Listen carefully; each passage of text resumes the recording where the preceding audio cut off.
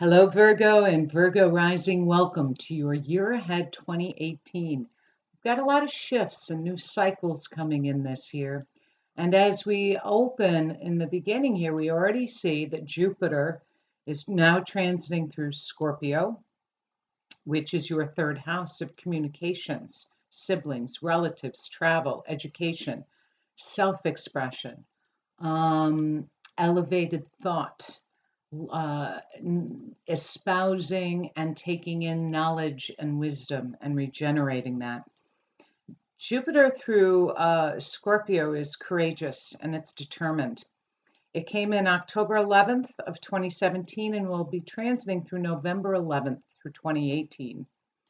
But it can also be about, and for you, through the mental faculties, doing battle to create transformation in human consciousness, yourself and others. This can be shifts in personal belief systems, Jupiter, Scorpio, assisting others in their struggle to transform their own inner values. I feel more people will be having sex this year too.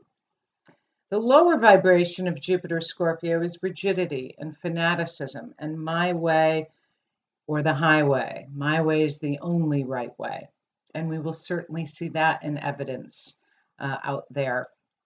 So Jupiter in that third house is really seeking to elevate all of your exchanges, conversations, mental thoughts, processing, inner tapes in a very positive, expansive way. Jupiter is about spiritual growth and where we seek knowledge and wisdom. Mercury is also stationed direct in January. It was retrograde in December, and this is stationing direct in that fifth house of creativity and children and younger people and self-expression. We now also see Saturn returning to its own home of Capricorn. Saturn transits take 29 and some change years for a full revolution around the chart. And Saturn in Capricorn, which is your fifth house, is very powerful. It's an opportunity to build spiritual mountains when accompanied by love and wisdom, especially fifth house, love and wisdom. And it creates those structures and steps that lead to development and success. Astute mental abilities is part of Saturn Capricorn, as is dynamic energy. And Saturn will be transiting through Capricorn from December 2017 until December 26, 2020. The lower vibration of Saturn Capricorn is being a law unto oneself or abusing power. Saturn through your fifth house, Virgo, may see you needing to exert a stronger oversight of children, your children, other children. Saturn through the fifth house may be bringing learning and development to your reality around relationships, romantic relationships. Saturn through the fifth house can see an age difference, kind of an interesting quality, whereas there's a sense of no age difference between sexual and romantic partners. Saturn through the fifth house can be an indication that you need to get serious about your creative abilities. On the 2nd of January, Uranus is turning direct, where it's been retrograde the past 6 months, and it's finishing out. It will revisit Aries, but it's going to be transiting into another sign in May. It turns direct in your 8th house at 24 degrees of Aries. And Uranus transiting through your 8th house these past 7+ years have been bringing shifts and changes with resources and other people's resources. Some people have not been as dependable as you've become accustomed to. And this has been a time of learning to be more independent, of dealing with other people's perhaps erratic or nonconformist connection to their resources. Uranus through the 8th house for some of you also has been raising your consciousness in the way of connecting with dimensional energy, psychic insights, intuitive faculties that have been opening. Real genius and inspiration can be part of a Uranus 8th house transit. But if you have been feeling that it's been a bit of a rocky ride with investments and debts and loans and finances, You will be relieved of that as you get into the 2019 period. On the 11th of January, Mercury is now past its retrograde shadow in Capricorn, so things are functioning more clearly as far as fifth house matters. Mercury's been asking for a rethink and a slowdown and an internal engagement as Saturn transited in December, you see, giving you some time to catch up and get a sense of what this new car feels like. Also on the 11th, Mars transits into your third house of Scorpio, joining Jupiter there, revving that up and giving a trigger and an energy and a verve to the Jupiter Scorpio energy in your third house. Now we're coming into, at the end of January, response to the new moon solar eclipse that occurred at the end of August, because now we have the full moon lunar eclipse in Leo at 11 degrees. And this occurs in that 12th house of yours, illuminating things behind the scenes. This may be bringing up awareness and the conclusion of some cycles that have to do with mind-body balance, psychological well-being, psychic well-being, and bringing more balance to productivity and the physical life. The 6th-12th house is the balance between physical health and psychic health. For some of you, though, this may have been and continues to be, or there's some development or combination with the care of another who's been infirmed in some way. This may be epiphanies and insights as to your spiritual purpose, as to developments in the areas of philanthropy, of volunteerism, of working in private, of those contemplative practices, some sort of crescendo here towards the end of January. Then as we move into February, Mars is heading now into your fourth house of Sagittarius. So this can be a time where there's a lot of activity at home, maybe even some irritation at home. Maybe you've got some projects going on at home. But be aware that you're going to be feeling like you need more autonomy and not anyone reining you in overly much, well, within the living situation. Sun, Mercury are transiting through your sixth house of Aquarius as February opens. So there's work to be done, things to be handled. There may be a focus on health and work schedules and coworkers. And on the 15th of February is the new moon solar eclipse occurring in this very sixth house at 26 degrees of Aquarius. It is conjuncting Mercury, which gives the feeling that travel, communications, contracts, agreements, siblings, relatives, discussions, writing, speaking, self-expression may be a part of this new cycle coming into the weeks and months ahead through the first half of 2018. Some of you may be writing more on the job, traveling more on the job. Your day-to-day may see you having to connect more, email, phone calls, moving about, logistics, that sort of thing. But this can be a time where you're developing new products and services as well, and feeling that confidence and that propulsion to bring that to the light of day. Mid third week of February, now there's a mass exodus into your seventh house as the Sun, Mercury, and Venus are all heading into Pisces. And this is true every year at this time where there's extra focus on partnerships, personal, professional, friendships, experts that you consult with. So quite a bit of focus there. And when the Sun is that far away for you Virgonian born people, there tends to be a little bit of a energy depletion. So just be aware of that, managing your own energy because of all of this focus with and upon others.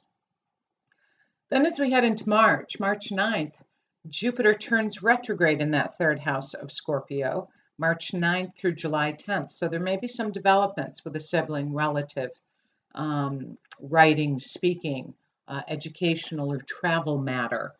And you have some time now, March through July, to kind of integrate and work upon that which has been expanding and growth promoting since Jupiter moved in Scorpio in October of 2017. On the 17th of March, Mars heads out of that fourth house into the fifth house, which is more comfortable to you. Mars heads into Capricorn, really triggering and energizing that Saturn transit in the fifth house. This may be a time where children are more disruptive. This may be a time where you're feeling competitive. This may be a time when you're feeling ready to take risks, games of chance, that sort of thing. You may be energized with some romantic liaison, with a creative project. Excellent, very good. And the Sun, Mercury, and Venus are then heading into your eighth house of Aries. So it's always a transformational time as you head towards the end of March and into April. There can be a big focus now on finances, your partner's resources, corporate money, budgets, resource allocation, debts, loans, thinking about, communicating about, signing contracts that commit you in some way. This looks to be positive with Venus also transiting through this eighth house. So you can be the recipient of some gifts or support from others as well. But not so fast, because on the 22nd of March, Mercury turns retrograde in that eighth house through April 15th. The eighth house also is about taxes too. So you may be going back in to review taxes and reports and all of that good stuff through mid-April. We're now heading into the second quarter, so I'm going to give you a visual reference when you're going through the year ahead, and this is April, May, and June, second quarter. In April, as I alluded to, April 15th, Mercury turns direct at 4 degrees of Aries, so something is concluded in some way. Things resume a normal pace and expectancy around other people's resources and your debts and loans and investments. On the 17th of April, Saturn turns retrograde in this fifth house at 9 degrees of Capricorn through September 6th. So this gives you some time to work and ruminate upon these growth, because Saturn's all about growth. The effort needs to be put in with Saturn. You don't get something for nothing with Saturn. It wants its pound of flesh, and then results come out the other side of that. But now Saturn's retrograding in that fifth house of love and children and creativity. So now you have some time to integrate some of the meanings and lessons and maybe even restrictions, maybe some fears that have come up, limitations within your dating. Some of you may start to figure out any repetitious cycles that you have within your dating life. You think it's a totally new person, totally new situation, and then you're dating, you find out, oh, nope, I am dating someone who's emotionally unavailable, or whatever that is. That can be part of the lessons of Saturn through the fifth house as well. On the 22nd, Pluto turns retrograde in that fifth house until the end of September. And Pluto's been bringing some confounding situations for some of you the past 10 years. Let's go back to 2007 even, with children, with dating, with creativity. So Pluto slows down, no new energetics to contend with. But with Pluto, we need plenty of space and hindsight to glean the meaning and understanding of the transformative, eliminating the old and the toxic in order to renew is part of the Pluto cycle. And then, of course, towards the end of April, the sun heads into your ninth house. So you're coming up and out of all the scuba diving in the eighth house material. And the air and the oxygen feels good. Broader vistas, travel, big picture comes into play. Now, May 17th, we are seeing Uranus, after its 8-year transit through Aries, now tiptoe into Taurus. And that's in your ninth house. And Uranus in the ninth house can be quite a fascinating time for higher consciousness, for technology, websites, publishing through technological means, working with foreign countries, foreign people, foreign situations, things that you're unaccustomed to, and that there's growth and a higher vision that comes alongside that. It's also, Uranus also asks us to be much more flexible with disruptions and surprises as it's revolutionizing the house in which it transits. So in your ninth house, this can be about belief systems. This can be about foreign views, global views, technological connections, also getting your message out to a broader audience for those of you in business. Uranus in Taurus is about harmony through conflict. It's about financial reversals and the shifting and change and disruption of financial systems, necessary changes in security patterns. And this may have to do with long held beliefs of yours that will be challenged.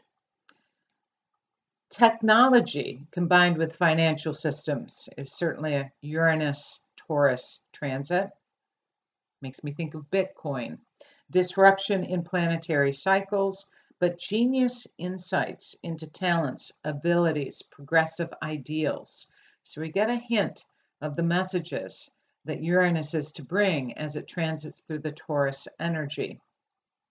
Also on the 17th, Mars heads into your sixth house of Aquarius. Now, this is going to last quite a while too. Mars will be transiting through your sixth house until mid-November, Virgo, due to its imminent retrograde next month in June.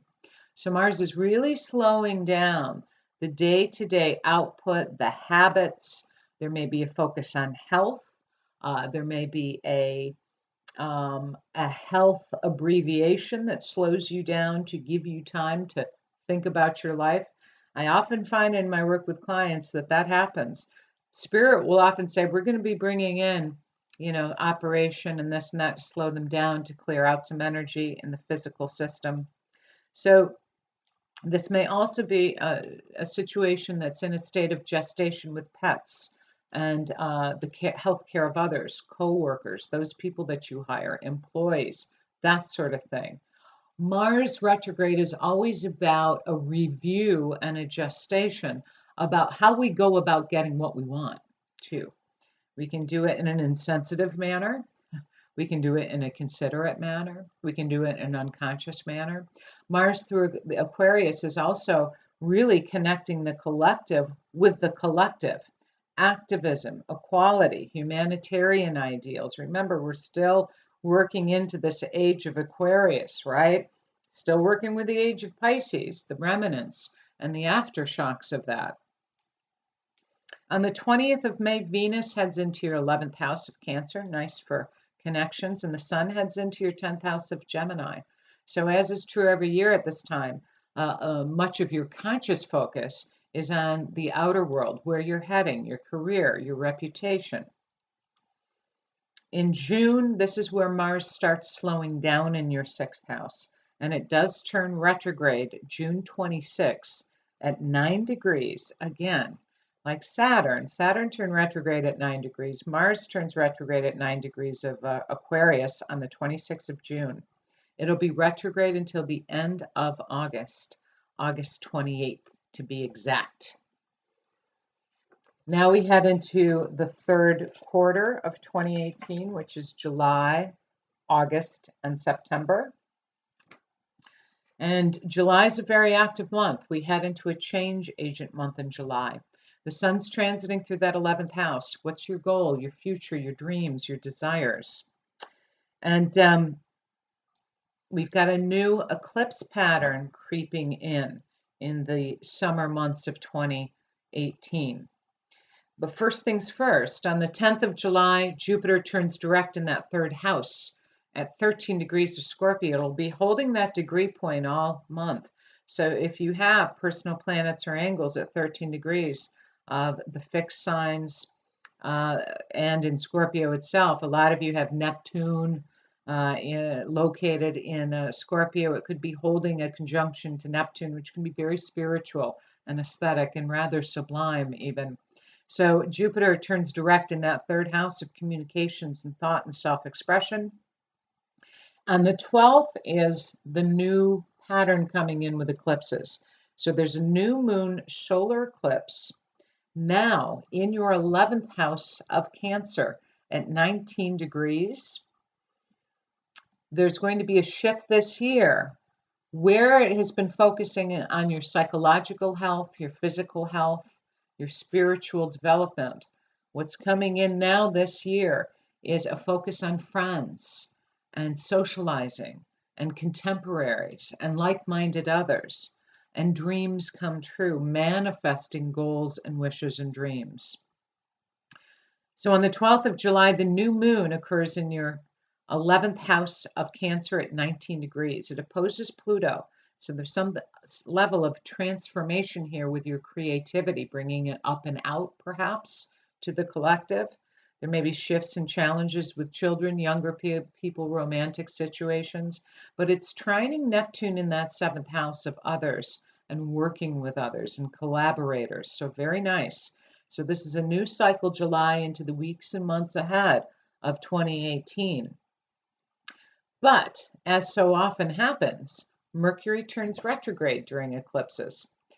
Mercury's the left brain, and it's like the universe in its infinite wisdom is saying, you can't figure this all out just through analyzation. So you need to take a look inside, turn the switch off out there, and go inward and get aligned with yourself. Know thyself. Mercury turns retrograde in that 12th house, the house of solitude and privacy. On the 26th, it turns retrograde at 23 degrees of Leo. On the 27th of July is the full moon lunar eclipse, highlighting what was developed back towards the February time period with work and health, pets, caring for others, products, services, co-workers, employees. Now there's bringing some level of culmination, development, chapter ending in these very areas, as the full moon lunar eclipse on the 27th of July occurs at 4 degrees of Aquarius. It is conjuncting that retrograde Mars. So this can be bringing in things from the past, right? Going back to February. This may be highlighting your own energy, your own health, your own assertions, your own ego. And it is opposing that North Node. This can be illuminating 12th house matters of working through worry and anxiety and obsessive compulsive tendencies, 6th house, and learning to go with the flow and to work with essence over form. In August, the sun heads into your 12th house. Well, it's already there, which is true every year for you. It's the emptying out and the finishing up of the solar cycle in preparation for the new cycle that comes at the end of August and into September. On August 7th, Uranus turns retrograde at 2 degrees of Taurus for the remainder of the year. So any of the epiphanies, especially if it's been hitting any of your personal planets or angles, the surprises, the need to be flexible, the disruptions, although we'll see something in August slow down for the remainder of the year, giving you time to, to kind of integrate all of that. And then on the 19th of August, Mercury turns direct in that 12th house at 11 degrees of Leo. Now, this is interesting too. Mercury is often kind of the signpost for developments of the eclipses. And this couldn't be more true in August. The new moon, the full moon lunar eclipse back in January occurred at 11 degrees of Leo. Eclipses can have effect on things for months and years into the future. Mercury's conjuncting this eclipse point, this full moon lunar in January. So think back if there was something that was born or ushered out during that time that is on a new leg of understanding or development during this August timeframe. When Mercury turns direct on the 19th of August at 11 degrees of Leo. On the 28th of August, Mercury turns direct. It slipped back into Capricorn, and it's now turning direct at 28 degrees in your 5th house. This speaks to recapturing some of your heart and your joie de vivre and your authenticity and building that into your daily lifestyle, 5th house to 6th house. In September, now we're seeing the sun in your 1st house, new solar cycle for you. But what's happening now in September is where the male principles of electrically putting energy out into our environment. Now Venus, which is the feminine principle of magnetizing those things of value into our environment. Venus is due for a rethink on things. Venus is slowing down in your 3rd house of Scorpio. This is deep material. Scorpio is not superficial by any stretch. And Venus is really taking a rethink in a deep way, in a transformative way, in a regenerative way about her emotions and her relating style, emotionally, sexually, intimate cycles with others. But this is taking place in your third house of the mind and your communications.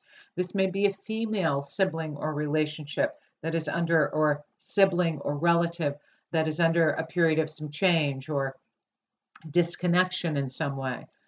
I never encourage people to start new relationships under a Venus retrograde because what you think you know, you don't know. Retrogrades are about getting in touch with ourself, our internal, our esoteric, not about creating in the exoteric or the external. I mean, go ahead. Lovers come back in because we didn't get some closure on something, perhaps, sibling relative situation. But I never encourage new relationships under a Venus retrograde. So Venus is rethinking mind and communications and self-expression and your thoughts and your emotional relationships with others through communication. On September 6th, Saturn turns direct in that fifth house at 2 degrees of Capricorn, and it's holding a very stable trine to that Uranus retrograde area station at 2 to 1 degrees of Taurus. So it's saying that there's freedom within stability. There is emancipation within structure. And this is occurring Saturn in your fifth house to Uranus in that ninth house. Higher mind, higher consciousness, publishing, media, travel, education. Fifth house, children, creativity, romance, especially from afar. On the 11th, Mars heads back into your sixth house of Aquarius till November 16th. And Mars is slowly waking up and getting clear about these sixth house matters of work, maybe even employment. There may be employment issues, work issues, employment issues. This can be a time where you're on a path of understanding as far as your own physical health. If any of you are dealing with any medical or health situations, you may find that this is a time of strength and recovery. And then on the 30th of September, Pluto turns direct in that fifth house at 18 degrees of Capricorn. And this always has a bearing on communications and connections with others because Pluto rules that third house, Scorpio, where Venus is retrograding, you see. So we've got a theme going here: communication, self-expression, creativity, love, passion. We now head into the fourth quarter of 2018, which is October, November, and December.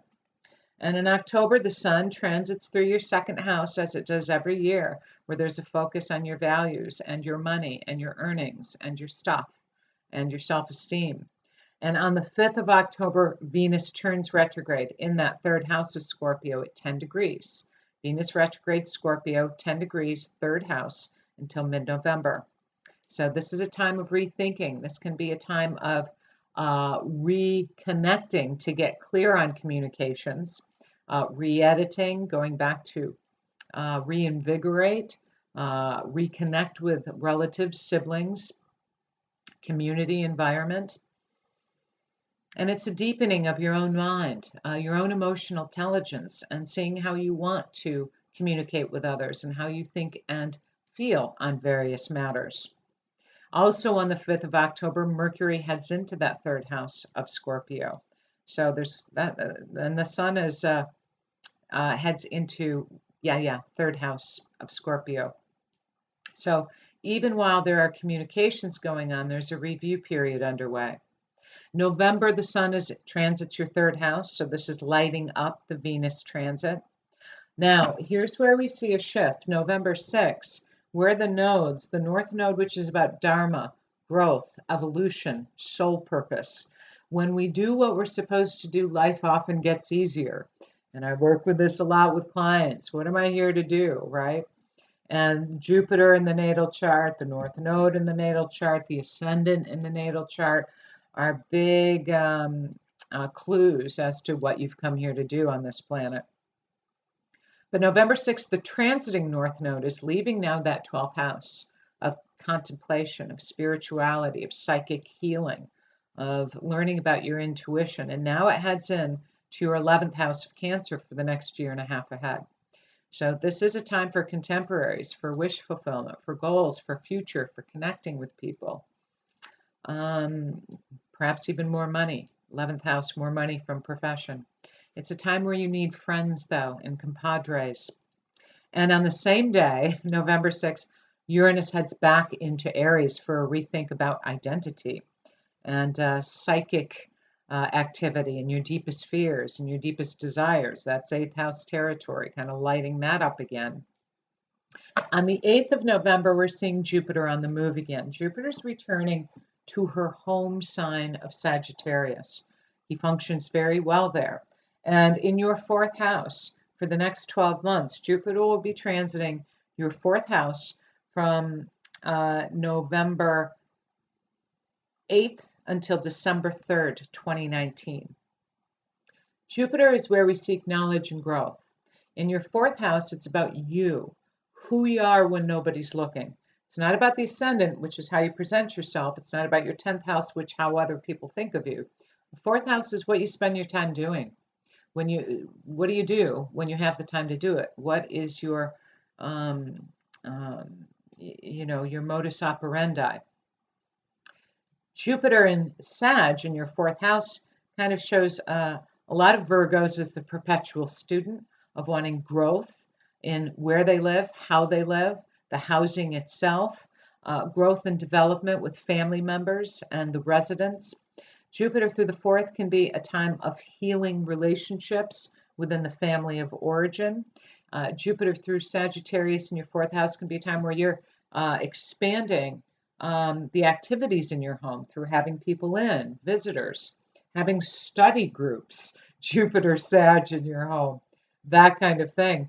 It may be that you also relocate your home to a foreign country, Jupiter Sag. You can be particularly comfortable living in very different climates and very different places, Jupiter Sag.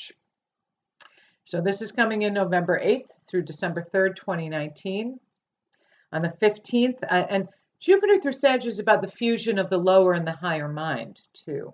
It's about directing the power of thought in order to achieve goals. It's about ancient wisdom teachings, Jupiter Sagittarius. It's the unified field, the quantum field, the source field, Jupiter Sagittarius. Spiritual aspirations, gaining knowledge, gaining wisdom, learning, teaching, travel, foreign homes. On the 15th, Mars finally heads out of your sixth house of Aquarius and now slips into Pisces, your seventh house, where he transits through the end of December. Mars through the seventh is the kind of feeling that people need things from you. Can I stop by? I need to check this, or can you come in? Or experts that you consult with. It can be your spouse or your committed other has some demands, and what they need and want has to be taken into consideration with Mars through the seventh house. On the 16th of November, Venus turns direct in that second house. It slipped back into Libra and will turn direct in your second house at 25 degrees of Libra. So there's something about bringing in talents and abilities, harmony through self-esteem, and pulling that forward into the third house material of learning, teaching, education, self-expression. Mercury turns retrograde on that very day, though. November 16th, when Venus turns direct, Mercury turns retrograde in that fourth house at 13 degrees of Sagittarius. See how Mercury works? Jupiter's just moved in. Mercury's saying, okay, hold on. The left brain, we need time, internal time, get connected with ourselves, especially with fourth house material, in order to get vibrationally aligned with the messages and the growth that Jupiter has to dispense. So 16th November, Mercury retrograde, fourth house, 13 degrees of Sagittarius. December, of course, the sun is transiting through your fourth house. So fourth house is really kind of lit up here, home, family, seeing people that, family members you haven't been in contact with, Mercury retrograde. So that area of your life is lit up, Virgo. On the 2nd of December, Venus heads back into your third house of Scorpio, bringing a lot of love in your day-to-day environment. This is a time where you are meant to experience the love and intelligence of just the day-to-day connections with your post person in the store, with those people that you're in contact with on a daily basis. That's what Jupiter through Scorpio has been about for you, seeing the God in everyone and seeing the spiritual in everything. Now Venus is coming in to make it even more personal for you as she re-enters Scorpio and is ready to express herself outwardly. On December 6th, Mercury turns direct in that third house of Scorpio. So we can see that there's been something brewing, and you may be working on some project or taking a class or ready to teach a class. There may be travel involved with your plans. Very, very positive. And then on the 31st of December, Mars heads into that 8th house of Aries, bringing you into the new year. So there is another level of transformation here. With Uranus now retrograding back into Aries, Mars is lighting that up as far as freeing yourself up, as far as changing up some of the, in psychological terms, we would call it shadow material, right? You know, we all have parts of ourselves that we feel are just hideous and absolutely unlovable. And those are the very things to embrace and to bring close and say, it's okay. Yeah, you're an ugly little thing, but I love you, you know. Uh, Mars through the 8th house, though, can see you really looking at expenditures through the holiday season when a chunk of change needs to go out the door. So much love to you, Virgo. Blessings and namaste.